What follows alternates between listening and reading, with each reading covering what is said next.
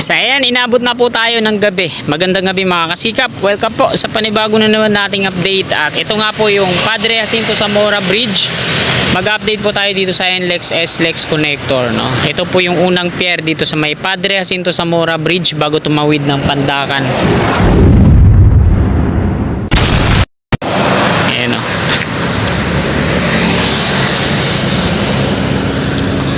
Bali, ito naman yung pangalawa. Yung mga kapartner nito, mga kasikap, nandito po sa kanan, dun sa loob, no? So, diretso tayo dun. Pasensyahan nyo na yung kuha natin. Medyo madilim na kasi ngayon.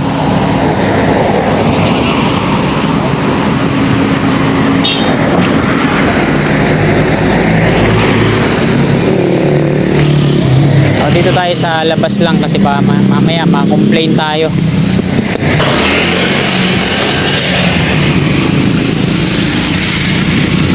Dito tayo sa may sidewalk.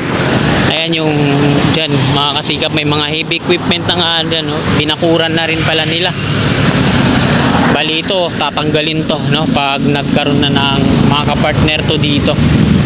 Ito na lang yung nalalabi na rebar cage, kasi yung nandoon sa unahan konkreto na. Yan, square po yung type ng pier nya.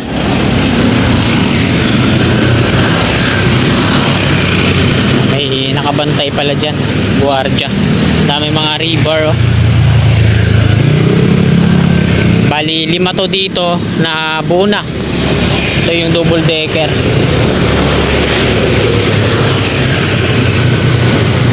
Ayan sa unahan natin.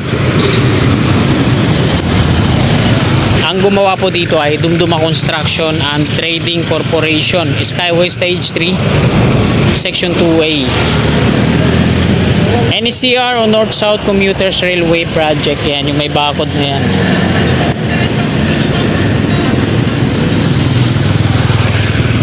Ayan, oh. Ganda ng mga pier columns niya dito, no? Double decker. Ang lalaki po niyan, no?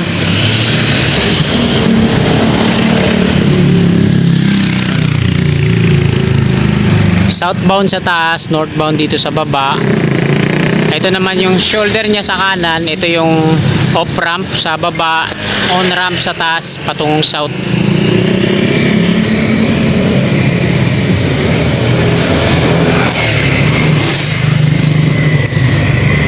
Medyo madilim na, tulog na si Miming.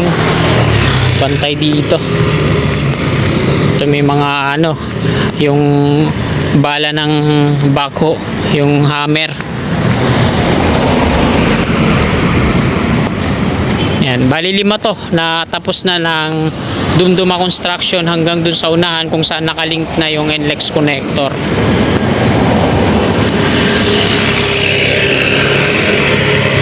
Ito yung sa kaliwa natin, yung tatlo na yan. Ayan yung bentonite container tank. So hindi pa nila tinatanggal, ano? Hindi ata sa Dumduma to, hindi sa Bauer. Kasi yung dati yung sa Dumduma ay yung sa Bauer dun sa unahan, na tinanggal na nila. Ito yung Buddhist Chuchi Campus. So hindi naman siguro tatama, no, pag nagkaroon na ng girders dyan sa shoulder niya sa taas.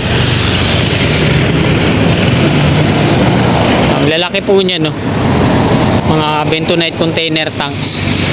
Parang ano yun, no, ballistic missile. Ito yung Buddhist Chuchi Campus. So ito yung mga shoulder niya. Ayan. Ang Buddhist Chuchi Campus dito, akala ko di-demolish na. Pinaganda pa lalo.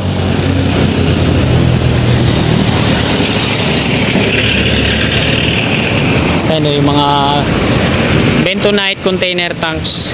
Diyan nila iniimbak yung mga bentonite slurry, yung ginagamit nila sa pagdidrill, paghuhukay, parang semento. Ayan, oh. Basahin nyo sa mga marunong magsalita ng Chinese. Ayan pala yung ano, yung pag sa letra ganyan yung sulat. Ayan, katumbas niya sa salitang sa ano, letrang Chinese. Ayan, oh. Buddhist Chuchi Campus. At inayos na rin nila sa loob. So ito yung pinakalas na pier column ng Dumduma, kung saan nakalink na yung NLEX connector dito, ano. Nilagyan nila ng steel ladder packet sa taas. Ito naman yung Barangay Development Center. Hindi na ata madidemolish to. Ayan. Ito mga kasikap yung shoulder sa kanan. Sa taas yung on-ramp. Ang entry niyan doon sa may gasolinahan, no? Sa may Old Santa Mesa. Ito naman yung off-ramp. Dito yan yung mga girders niya. Patungo yan doon sa mga pier column na yan na nakongkreto na. Ano? Yan. Hilera yan. Bali sa Tanchakon mga nasa 10 yung mga pier column na to sa off-ramp. Yun, no?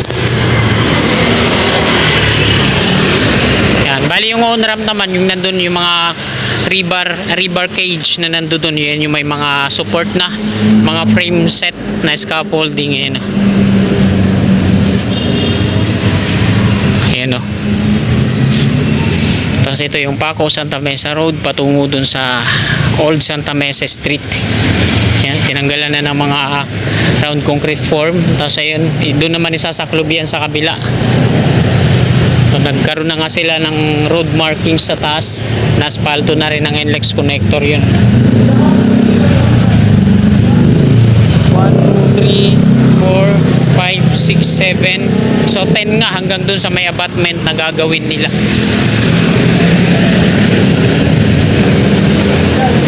Yan, konkreto na lahat. Ang gumawa po niyan ay Bauer. Tapos yung maglalagay dito ng mga pier head na, tapos yung mga girders para sa off-ramp. Ito naman yung yung Dumduma Construction and Trading Corporation. May bantay dyan. Bali yung ibang mga rebar cage ng on-ramp dun, hilera yan sa kabahayan patungo dun. Ito na yung pinakadulo niyan, pababayan dito yung rampa. Yan, naglagay din pala sila dyan, yun, support. Tapos ito yung napapaikutan ng mga plastic barrier na yan. Ayan yung abutment, yung pinaka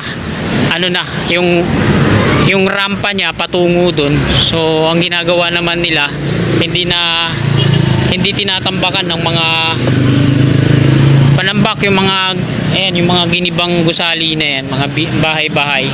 Ginagawa nila yung mga na lang, pinagpapatong-patong nila yung macro geofoam. Yan, ito yung abutment dito. Tapos diretso patungo doon sa may Old Santa Mesa. Na yan, pababang rampa na yan. Tapos kakanan dyan sa may Valenzuela Street. Ayan yung off-ramp. Bali yung on-ramp naman, ayan, di pa nagigiba yung wall na yan. Tapos yung magiging entry nya yan sa may gasolinahan. I-demolish daw yung gasolinahan na yan, batay sa aking napagtanungan ng mga workers po dito. Pansamantala ginawa nilang parking muna dito. Yan, diretso yan dun yung off-ramp.